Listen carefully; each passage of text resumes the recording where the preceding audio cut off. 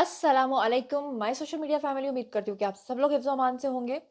खुशबाश का वर्ड जो है वो एग्जाम करती हूँ। अभी तक का एज लाइव वीडियो है जिसे आप देख रहे हैं। आप लोगों ने देखा होगा कि इस वक्त सोशल मीडिया पर एक खबर बिल्कुल वबाले जान बनी हुई है सबके लिए। बहुत परेशान है दुनिया।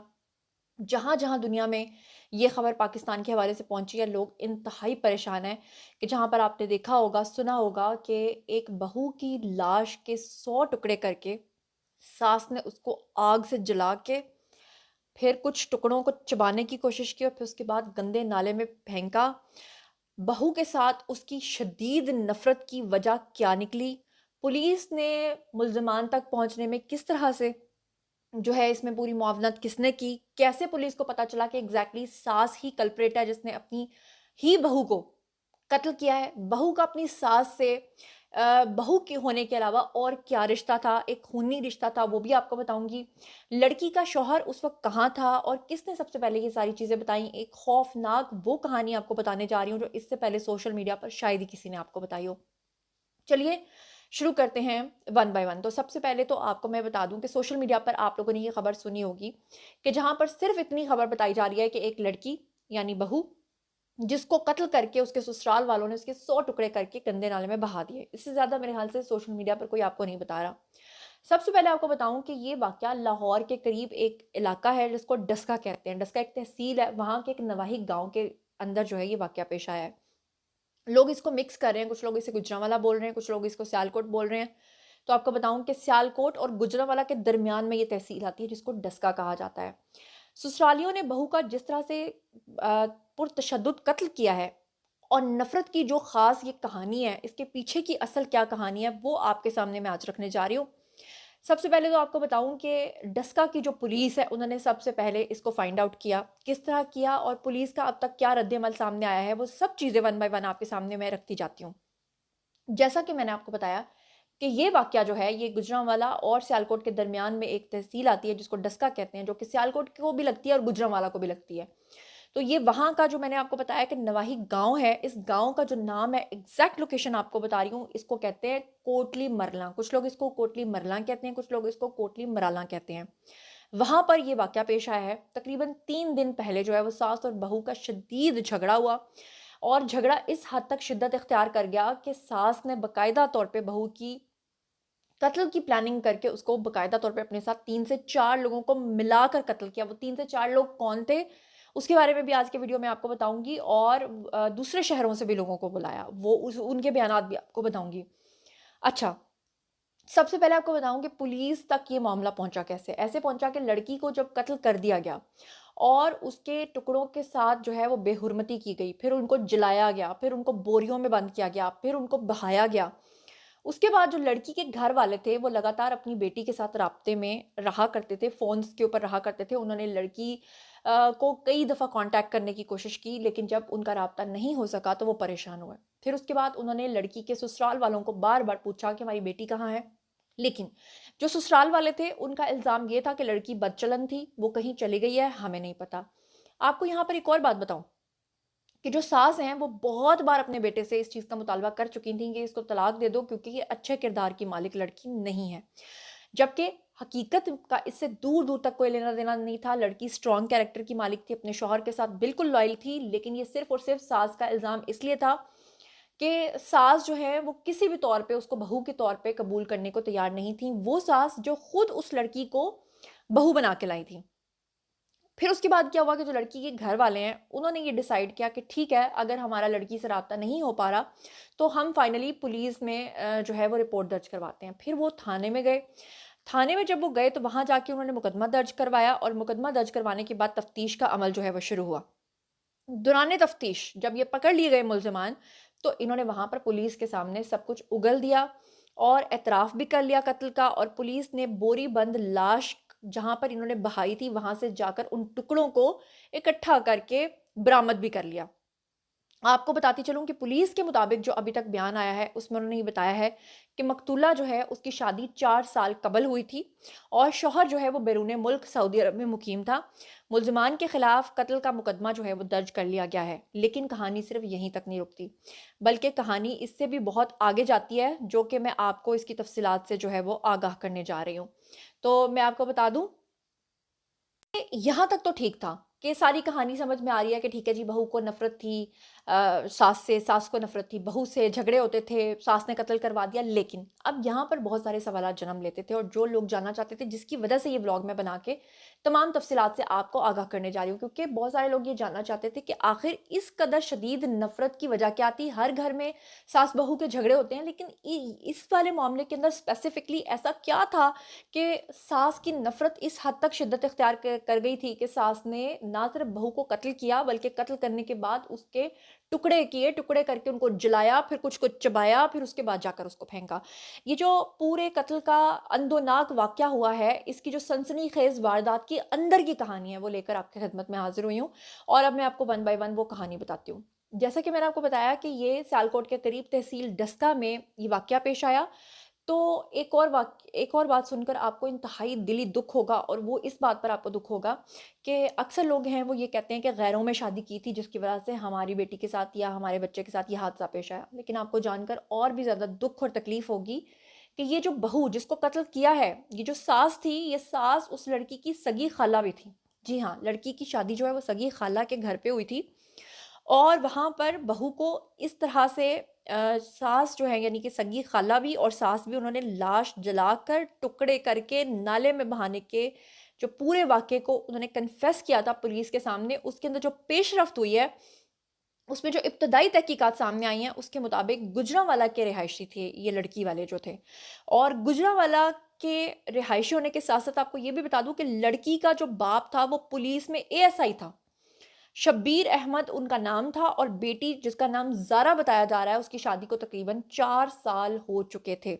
आपको बता दूँ, खालाज़ाद के घर में जो शादी हुई है, खाला के घर में जो शादी हुई है, उसमें जो बेटा था इनका, यानी लड़की का जो शौहर था, उसका नाम कदीर बताया जा रहा है। और कदीर जो है वो शुरू से ही सऊदी अरब में रहता था, वहीं पर कमाता था, वहीं पर वो काम करता था। बहू ज़ारा जब अपने ससुराल में आती है, सास-बहू के झगड़े शुरू होते हैं। सबसे पहला झगड़ा इस बात के ऊपर शुरू होता है कि जो बहू थी, उसने अपने बेटे, यानी ये मैं आपको वो इल्ज़ाम बता रही हूँ जो सास के अकॉर्डिंग है, कि सास ये कहती है कि हमारी बहू ने इतना भड़काया हमारे बेटे को कि बेटे ने जो पहले शादी से जो कमाता था, जो खर्चा होता था, वो भेजता था अपनी माँ को। लेकिन अब की बार उसने वो खर्चा जो है वो अपनी बीवी को भेजना शुरू कर दिया था, और बीवी जो वो सारा खर्चा है वो अपने अकाउंट में मंगवाती थी और ससुराल वालों को तरसाती थी, ये कहना है ससुराल वालों का। फिर उसके बाद सास ये कहती हैं कि उन्होंने दौरान तफ्तीश ये बात सामने आई कि उन्होंने अपने बेटे को ये समझाने की कोशिश की कि तुम्हारी जो बहू है, बीवी है, वो अच्छे किरदार की मालिक नहीं है, और तुम उसको तलाक दे दो। जिस पे बेटे ने इनकार कर दिया। बेटे ने कहा कि मेरी तो अपनी बीवी के साथ बहुत अच्छी निभ रही है, मेरी अपनी बीवी के साथ बहुत अच्छी केमिस्ट्री है, तो मैं उसको नहीं छोड़ूंगा। जब वालदा ने बार-बार अपने बेटे को ये कहा कि वो अच्छे किरदार की मालिक नहीं है, वो आवारा है, उसके दूसरे लोगों के साथ भी ताल्लुकात हैं, तो उसके ऊपर फिर क्या होता है कि वो जो लड़का है कदीर, वो अपनी बीवी सारा को सऊदी अरब अपने पास बुला लेता है। जिसकी वजह से सास के लिए ये मामला जो है बर्दाश्त करना और भी ज़्यादा मुश्किल हो जाता है। और फिर उसके बाद क्या होता है कि सास को ये 2 चीज़ें बिल्कुल भी हज़म नहीं होती, बिल्कुल भी बर्दाश्त नहीं होती कि उनका जो बेटा है वो खर्चा भी अपनी बीवी को देता है, घर पे नहीं भेजता है। दूसरा ये कि वो यानी अकॉर्डिंग टू सास के बेटा जो है वो पूरी तरह से बहू के काबू में आ चुका है। और दूसरा ये कि उन्होंने बहू को भी बाहर बुला लिया है। अब उसके बाद क्या हुआ कि लड़की जो है वो ऑफ़नली आती थी पाकिस्तान, और वो कुछ दिन अपने ससुराल में भी रहती थी और कुछ दिन वो अपने माँ-बाप के घर में भी रहती थी। तो ये जिन दिनों में वो अपने ससुराल रहने के लिए आई हुई थी, उस दौरान ये जो सास है, इन्होंने पूरा कत्ल का जो है वो प्लान किया।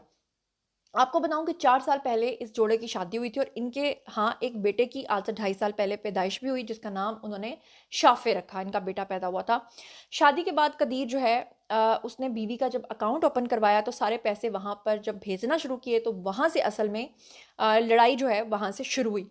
उसके बाद क्या हुआ कि जो सास हैं लड़की की, उन्होंने जाकर मुलाकात की अपनी बेटी के साथ, यानी लड़की की नंद के साथ, यानी लड़का जो उसका शौहर है उसकी बहन के साथ, जिसका नाम यास्मीन बताया जा रहा है। और यास्मीन के साथ उन्होंने कहा कि तुम मेरी मदद करो, ये लड़की मेरे हवास पे पूरी तरह से जो है वो आ चुकी है, और आप जो है ना वो मेरे साथ इस चीज़ की मदद करो कि मैं इसका कत्ल कर दूँ। अब जो सास है उसने अपनी बेटी को भी साथ मिला लिया, और बेटी ने आगे से अपने बेटे को साथ मिला लिया। बेटा अभी इतना मैच्योर नहीं था, और ये 3 लोग जो हैं इब्तदाई तौर पे कत्ल की पूरी प्लानिंग करते हैं कि किस तरह से हमने लड़की को मारना है। उसके बाद क्या होता है डेढ़ माह पहले ज़ारा जो है वो पाकिस्तान आती है। जब वो पाकिस्तान आती है तो माँ क्या करती है कि बेटी जो है उसने लाहौर का एक रिश्तेदार है, यानी जो सास है उसका लाहौर में एक रिश्तेदार था जिसका नाम नवीद बताया जाता है। वो लाहौर आती है, वो नवीद नामी शख्स को इस बात का लालच देती है कि तुम मेरे साथ चलो और चल के उस लड़की का यानी मेरी बहू का कत्ल करो। जिस पे वो नवीद जो है वो साफ तौर पे इनकार करता है पहले इनिशियली। बाद में सास उसको ये लालच देकर मनवाती है कि अगर तुम चाहते हो कि तुम ये कत्ल करो और बदले में मैं तुम्हें कोई ऐसा इनाम दूँ कि वो जो नवीद नामी शख्स बताया जा रहा है वो पिछले काफ़ी अरसे से फाइनेंशियली स्ट्रगल कर रहा था, उसके पास पैसे नहीं थे, वो अब्रॉड सेटल होना चाहता था। सास उसको ये लालच देती है कि मैं तुम्हें इटली में सेटल करवाऊँगी लेकिन बदले में तुम मेरी बहू का कत्ल करो। उसके बाद बताया जाता है कि जो नवीद नामी शख्स है ये लाहौर का रिहायशी था। लाहौर से ये जो खातून है ये उसको लेकर वहाँ पहुँचती है गुजरांवाला के करीब यानी तहसील डस्का में, और वहाँ पर फिर अपनी बहू को बुलाती है और बहू को कहती है कि तुम मेरे पास मेरे घर पे रहने के लिए कुछ दिन के लिए आओ। वो डेढ़ माह पहले बहू आई होती है, उसने वापस अपने शौहर के पास सऊदी अरब जाना होता है, लिहाजा वो रहने के लिए आ जाती है और उसके बाद कत्ल का अंदोनाक जो ये सिलसिला है ये शुरू होता है। आपको बताऊँ होता क्या है कि ये मुल्ज़िमान जब सारे इकट्ठे हो जाते हैं, कितने हैं टोटल? 3 से 4 अफ़राद हैं। नंबर 1 लड़की की सास, नंबर 2 लड़की की नंद, नंबर 3 लड़की की नंद का बेटा और नंबर 4 ये नवीद नामी शख्स जिसको इटली जाने का इन्होंने लालच दिया होता है। ये चारों अफ़राद जो हैं ये घर के अंदर इकट्ठे होते हैं। सबसे पहले ये क्या करते हैं कि लड़की को उसके कमरे में घुस के उसके चेहरे के ऊपर तकिया रख के उसका कत्ल करते हैं। फिर उसके बाद लाश के टुकड़े किए जाते हैं। फिर सास जो है वो उन लाश के टुकड़ों की बेहुरमती करती है, कुछ लोग कह रहे हैं उसको चबाने की कोशिश करती है। फिर उसके बाद वो क्या करती है कि उन तमाम टुकड़ों को जला देती है। जलाने के बाद ये जो नवीद नामी शख्स है ये वहाँ से भाग निकलता है, ये लाहौर वापस आ जाता है और ये कहता है कि लाश को ठिकाने आप लोगों ने खुद लगाना है, ये मेरा काम नहीं है। फिर उसके बाद ये जो 3 अफ़राद पीछे रह जाते हैं यानी कि सास और नंद और साथ में नंद का बेटा, ये तीनों अफ़राद 5 बोरियों का अरेंज करते हैं। 5 बोरियों में इस लड़की के टुकड़ों को डाला जाता है जिसको इन्होंने जला दिया होता है। उसकी राख को इकट्ठा करते हैं, 5 बोरियों में डालते हैं। उसके बाद ये जो मुल्ज़िमात सुग़रा हैं, इन्होंने बेटी और नवासे की मदद से वो बोरियाँ लेके जाती हैं और फिर जाकर इसको नाले में बहा देती हैं। ज़ारा के वालिद ने पुलिस को ये भी बताया कि जब उनकी बेटी लापता हुई तो उसके बाद उन्होंने जब पुलिस में ये सब कुछ किया, फिर उसके बाद जो नवासा है उसको पुलिस ने पकड़ा। सबसे पहले जो सास है उसने कुछ नहीं उगला, फिर उसके बाद जो है वो नंद से पूछा पुलिस ने, उन्होंने भी कुछ नहीं उगला। फिर उसके बाद बच्चे के ऊपर जब थोड़ा-सा प्रेशर बढ़ाया तो बच्चा जो था यानी नंद का जो बेटा था, उसने सारी कहानी खोल के सामने रखी और फिर ये तमाम जो अंदोनाक कत्ल का वाक़या है ये सामने आया और फिर उसके बाद तीनों ने अपना कन्फेशन जो है वो कर लिया। वो नवीद नामी शख्स जो है उसको भी गिरफ्तार कर लिया। तो ये था पूरी कहानी। अब इसमें फर्दर जैसे-जैसे डेवलपमेंट होगी मैं आपको इससे आगाह करती रहूँगी। बारी है जी आप लोगों की, आई कमेंट सेक्शन में बताइए कि क्या आपने अपने इर्द-गिर्द कभी इस तरह का कोई वाक़या देखा या सुना है? और अगर देखा सुना है तो उसका क्या अंजाम देखा सुना है? और अफ़सोस की बात ये है कि हव्वा की बेटियाँ आखिर कब तक इस तरह से जलती रहेंगी, किसी पे तेज़ाब फेंक देते हैं, किसी के साथ कुछ कर देते हैं। अभी कुछ अर्सा पहले भी एक वाक़या आया था जिसमें एक लड़की ने फंदे के साथ खुद को झूल लिया था, झूले पे वो चढ़ गई थी। और मतलब मैं माज़रत कि मुझसे अल्फ़ाज़ नहीं बोले जा रहे, मुझे समझ नहीं आ रही कि मैं किस तरह से आपको ये अल्फ़ाज़ बोल के और किस तरह से आपको ये वाक़या रिपोर्ट कर रही हूँ। बहरहाल आप इस बारे में जो कुछ भी सोचते समझते हैं कमेंट सेक्शन में आइए, शेयर कीजिए, पर्सनली जवाब दूँगी। मज़ीद खबरें, व्लॉग्स, इंटरव्यूज़ और सियासी तज़्ज़िया जानने के लिए मेरे साथ कनेक्टेड रहना हरगिज़ मत भूलिएगा। चैनल को सब्सक्राइब कर लीजिएगा। अपना बहुत ख़्याल रखिएगा। अल्लाह ने के बाद।